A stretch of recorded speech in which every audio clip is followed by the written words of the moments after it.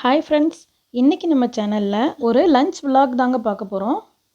இது ஒரு வித்தியாசமான வாழை இலை விருந்தாக இருக்க போது. இந்த ஒரு சாப்பாட்டுக்கு இத்தனை சைட் டிஷ்ஷா அப்படின்னு நீங்கள் நினைக்கக்கூடிய அளவுக்கு இருக்குங்க இந்த வீடியோ. இந்த ரெசிபிஸ் என் ஹஸ்பண்டுக்கு ரொம்ப ஃபேவரட்டான ரெசிபி. அதை தான் இன்றைக்கி நான் சொல்லி காட்டியிருக்கேன்.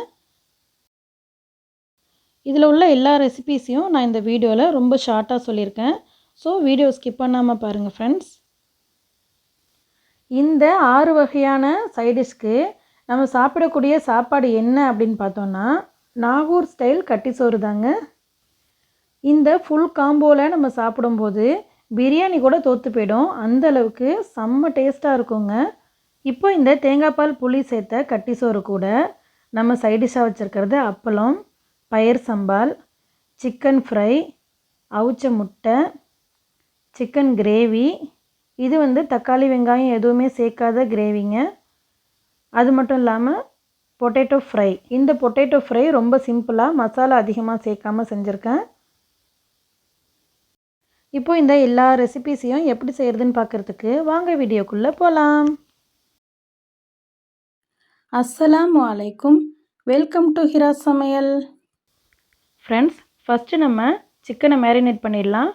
அதுக்கு நான் இன்றைக்கி 1.5 கிலோ சிக்கன் எடுத்து க்ளீன் பண்ணி வச்சுருக்கேன். இந்த 1.5 கிலோ சிக்கனுக்கு ஒரு பாக்கெட் சிக்கன் கபாப் மசாலா சேர்த்துருக்கேன். இந்த மசாலா சேர்க்கும்போது சிக்கன் நல்லா டேஸ்ட்டாக இருக்கும்.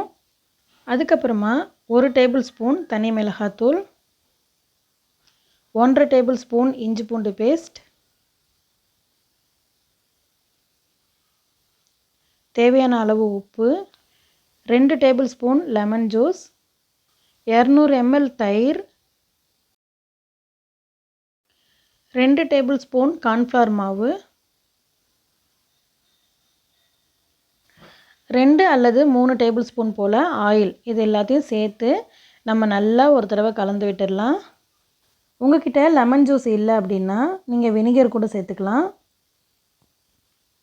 தயிர் நம்ம எதுக்காக சேர்க்குறோன்னா சிக்கன் நல்லா சாஃப்ட் கொடுக்கும், அதனால தான்.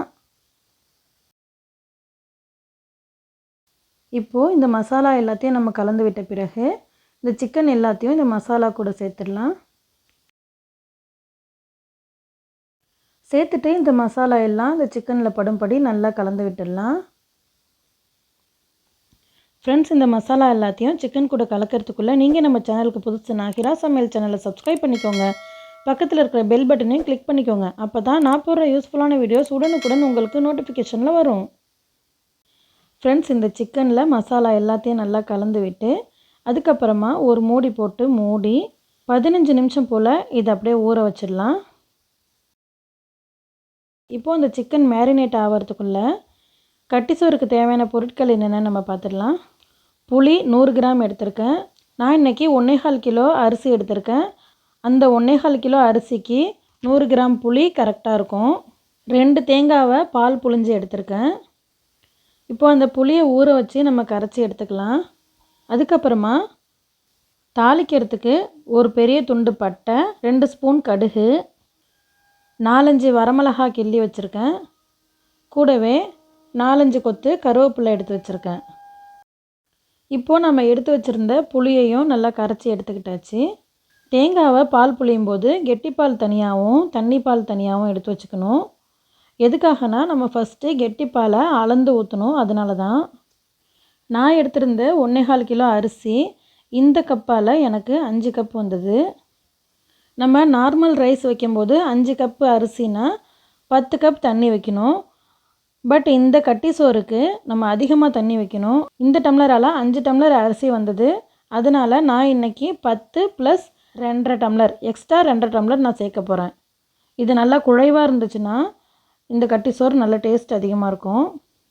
இது பச்சரிசிலையும் செய்யலாம், புழுங்கல் அரிசிலையும் செய்யலாம். நான் இன்றைக்கி பச்சரிசியில் செய்கிறேன்.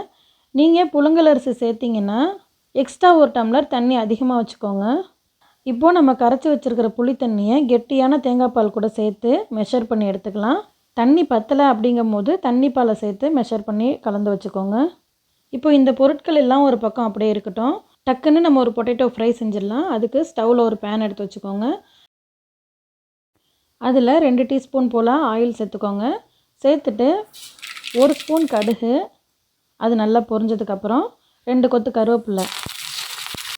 கருவேப்பிலை நல்லா பொரிஞ்சதுக்கப்புறம் நம்ம கட் பண்ணி எடுத்து வச்சுருக்கிற உருளைக்கிழங்கை இது கூட சேர்த்துடலாம். இப்போது இந்த உருளைக்கிழங்குக்கு தேவையான அளவு உப்பு, 3/4 டேபிள் ஸ்பூன் மிளகாத்தூள் சேர்த்துட்டு இதை நல்லா ஒரு தடவை கலந்து விட்டுருங்க. இந்த உருளைக்கிழங்கு வேகிறதுக்காக ரொம்ப குறைவாக தண்ணி சேர்த்தா போதும். நான் இன்றைக்கி 1/4 டம்ளர் தான் தண்ணி சேர்க்குறேன். சேர்த்துட்டு இதை நல்லா கலந்து விட்டு ஸ்டவ்வை மீடியம் ஃப்ளேமில் வச்சுக்கோங்க. மசாலா வெறும் மிளகாத்தூள் மட்டும்தாங்க சேர்த்துருக்கேன், வேறு எதுவும் சேர்க்கலை. இதுவே நல்ல டேஸ்ட்டாக இருக்கும். நீங்கள் விருப்பப்பட்டால் 2-3 பல் பூண்டு தட்டி போட்டுக்கலாம், பெருங்காயத்தூள் கூட சேர்த்துக்கலாம். இப்போ அடுத்த ஸ்டவ்வில் நம்ம கட்டி சோறு தாளிச்சிடலாம். அதுக்கு ஸ்டவ்வில் ஒரு பெரிய பாத்திரத்தை வச்சுக்கோங்க. தாளிக்கிறதுக்கு தேவையான பொருள் எல்லாத்தையும் போட்டு நம்ம தாளிச்சிடலாம். ஒரு பெரிய துண்டு பட்டை சேர்த்துருக்கேன். பட்டை எதுக்காக சேர்க்குறோன்னா சோறு நல்லா வாசனையாக இருக்கும், அதனால தான். நம்ம எடுத்து வச்சுக்கிற கடுகு சேர்த்துடலாம். சேர்த்துட்டு இதை நல்லா பொரியட்டும். கூடவே நம்ம கட் பண்ணி எடுத்து வச்சுருக்கிற வரமிளகாவையும் சேர்த்துடலாம். இது நல்லா பொரியணும். அதுக்கப்புறமா நம்ம எடுத்து வச்சுருக்கிற கருவேப்பிலையும் சேர்த்துடலாம். கருவேப்பிலை நல்லா பொரிஞ்சதுக்கப்புறம் நம்ம மெஷர் பண்ணி எடுத்து வச்சுருக்கிற தேங்காய் புளி தண்ணியை இது கூட சேர்த்துடலாம். புளி கரைசலையும் தேங்காய் தண்ணியும் சேர்த்து 12.5 கப்பு நான் மெஷர் பண்ணி இதில் ஊற்றிருக்கேன். இப்போ இந்த கட்டி சோறுக்கு தேவையான அளவு உப்பு சேர்த்துடலாம். சேர்த்துட்டு இந்த தண்ணி கொதி வந்துடக்கூடாது. ஹீட் ஆன உடனே நம்ம அரிசியை சேர்த்துடலாம். கொதிக்க விட்டுறக்கூடாது. அப்படி கொதி வந்துச்சுன்னா அந்த தேங்காய் தண்ணி எல்லாம் தெரிஞ்ச மாதிரி வந்துடும். அதனால் கொதிக்கிறதுக்குள்ளேயே நம்ம ரைஸை சேர்த்துடலாம். இப்போ இந்த தண்ணி நல்லா சூடு வந்திருக்கு. நம்ம இந்த ஸ்டேஜில் நம்ம க்ளீன் பண்ணி எடுத்து வச்சுருக்கிற அரிசி எல்லாத்தையும் சேர்த்துடலாம். அரிசி சேர்த்ததுக்கப்புறம் நம்ம அடிக்கடி கிண்டக்கூடாது. இப்போது நமக்கு பக்கத்தில் பொட்டேட்டோ ஃப்ரை ஆகிட்டுருக்கு. நம்ம ஊற்றின தண்ணி எல்லாம் ட்ரை ஆகிடுச்சு. பொட்டேட்டோ வெந்துருச்சான்னு செக் பண்ணிடலாம். வெந்திருக்குதுங்க, நல்லா சாஃப்டாக வெந்திருக்கு. ஒருவேளை உங்களுக்கு வேகலைன்னா 1 டீஸ்பூன் மட்டும் தண்ணி சேர்த்து வேக வச்சு எடுத்துக்கோங்க. நமக்கு இப்போ பொட்டேட்டோ ஃப்ரை ஆகிடுச்சு. ஆனால் சோறு இன்னும் கொதி வரல. அதுக்குள்ளே பசி வந்துருச்சுங்க. அதனால் எங்கள் அம்மா ஒரு ஹெல்தியான கஞ்சி ஒன்று தயார் பண்ணிகிட்ருக்காங்க. வேறு ஒன்றும் இல்லை, உளுந்து கஞ்சி தான். உளுந்து, ஏலக்காய், இன்னும் சில பொருட்கள் சேர்த்து வறுத்து பவுடர் பண்ணி அந்த பவுடரில் இப்போ கஞ்சி காய்ச்சிக்கிட்டு இருக்காங்க. கஞ்சியை காய்ச்சி ஒரு பக்கம் ஆற வச்சாச்சுங்க. அடுத்தது அதே ஸ்டவ்வில் நம்ம எக்கு பாயில் பண்ணிகிட்ருக்கோம். அடுத்தது நம்ம இப்போ சம்பால் எப்படி செய்கிறதுன்னு பார்த்துடலாம். இது பருப்பு துவையல்னு சொல்லுவாங்க. முழு பயிறு தோலோட வறுத்து ரெடி பண்ணி வச்சுருக்கோம். உங்ககிட்ட இந்த முழு பயிறு இல்லைன்னா பிரச்சனை இல்லைங்க. பயத்தம்பருப்பை 4 டேபிள் ஸ்பூன் எடுத்து வெறும் வாணலியில் ட்ரை ரோஸ்ட் பண்ணி எடுத்துக்கோங்க. லோ ஃப்ளேம்லேயே வச்சு ட்ரை ரோஸ்ட் பண்ணணும். 4 டேபிள் ஸ்பூன் போல் வறுத்த பயிறு எடுத்திருக்கேன், முழு பயிறு. கூடவே ஒரு சின்ன மூடி தேங்காய். இது 3 டேபிள் ஸ்பூன் போல் இருக்கும். இதுக்கு காரம் அதிகம் தேவையில்லைங்க. அதனால் ஒரே ஒரு வரமிளகா, 2 பல் பூண்டு, சின்னதாக ஒரு வெங்காயம், தேவையான அளவு உப்பு, இது எல்லாத்தையும் சேர்த்து நம்ம அரைச்சி எடுத்து வச்சிடலாம். இப்போது கட்டிச்சோறு எப்படி இருக்குன்னு பார்க்கலாம். பாருங்கள், 3/4 பதம் வெந்திருக்கு. இது இன்னும் ஒரு 10 நிமிஷம் இருந்தால் போதும். இதை ஒரு மூடி போட்டு மூடி லோ ஃப்ளேமில் 10 நிமிஷம் கழித்து நம்ம எப்படி இருக்குன்னு பார்க்கலாம். அதுக்குள்ளே நம்ம அடுத்த ஸ்டவ்வில் சிக்கன் கிரேவி செஞ்சிடலாங்க. என் பையனுக்கு சிக்கன் கிரேவியை விட ஃப்ரை பண்ண தான் ரொம்ப பிடிக்கும். அதனால் நான் இதுலேருந்து ஒரு 4-5 பீஸ் தனியாக எடுத்து வச்சிடுறேன். அதுக்கப்புறமா ஸ்டவ்வில் ஒரு அகலமான அடிகனமான பாத்திரத்தை வச்சுக்கோங்க. அதில் நம்ம மேரினேட் பண்ணி வச்சுருக்கிற எல்லா சிக்கனையும் சேர்த்துடலாம். இந்த மாதிரி சிக்கன் செய்யும்போது நமக்கு ஆயில் அதிகமாக தேவைப்படாது. தக்காளி, வெங்காயம், பச்சை மிளகாய் இது எதுவுமே தேவையில்லைங்க. சிக்கனோடு சேர்த்து அதில் இருக்கிற மசாலாவையும் ஃபுல்லாக அது கூட சேர்த்துடலாம். தண்ணி எதுவும் சேர்க்க வேணாம். சிக்கன் சேர்த்ததுக்கப்புறம் ஒரு 2-3 நிமிஷம் நம்ம கைவிடாமல் கலந்து விடணும். சிக்கன் வேகும்போது அதுவாக தண்ணி விடும். அதனால் நம்ம தண்ணி எதுவும் சேர்க்க தேவையில்லை.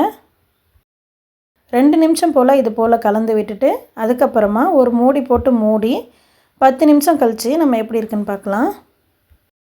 இந்த கேப்பில் நமக்கு கஞ்சி நல்லா ஆறி இருக்குதுங்க. அதை நம்ம போய் இப்போ குடிச்சிட்டு வந்துடலாம். எனக்கும் எங்கள் அம்மாவுக்கும் நான் இப்போ எடுத்துக்கிட்டு இருக்கேன். வழக்கமாக இந்த மாதிரி டயத்தில் டீ காஃபி தான் ஏதாவது குடிப்போம். ஆனால் அதுக்கு பதில் இது போல் சத்தான கஞ்சி நம்ம குடிக்கும்போது நம்ம உடம்புக்கு நல்ல ஹெல்த்து கிடைக்குங்க. உளுந்து, ஏலக்காய் இதோட வாசனையோட நல்ல டேஸ்ட்டாக இருந்துச்சுங்க கஞ்சி.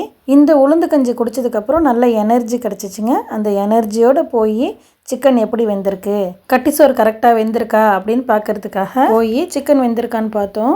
சிக்கன் நல்லா 3/4 வெந்திருக்கு பாருங்கள். நம்ம வச்சதை விட இப்போ தண்ணி நல்லா விட்டுருக்கு.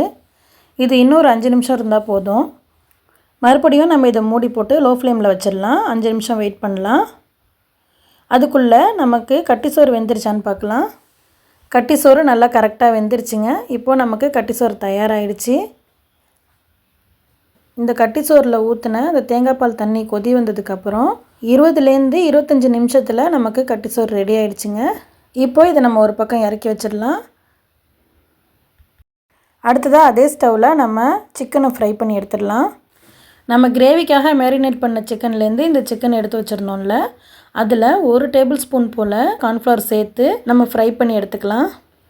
எதுக்காக இதில் கார்ன்ஃப்ளவர் சேர்க்குறோம் அப்படின்னா, கிரேவிக்கு அதிகமாக கார்ன்ஃப்ளவர் சேர்த்தோன்னா அடி பிடிச்சிரும். அதனால நம்ம கம்மியாக சேர்த்துருக்கோம். பட் ஃப்ரை பண்ணுறதுக்கு கார்ன்ஃப்ளவர் கொஞ்சம் எக்ஸ்ட்ரா சேர்த்தா நல்லாயிருக்கும். அதனால தான் நம்ம இதில் எக்ஸ்ட்ரா கார்ன்ஃப்ளவர் சேர்த்துருக்கோம். உங்களுக்கு விருப்பம் இல்லைன்னா நீங்கள் அப்படியே கூட ஃப்ரை பண்ணி எடுத்துக்கலாம்.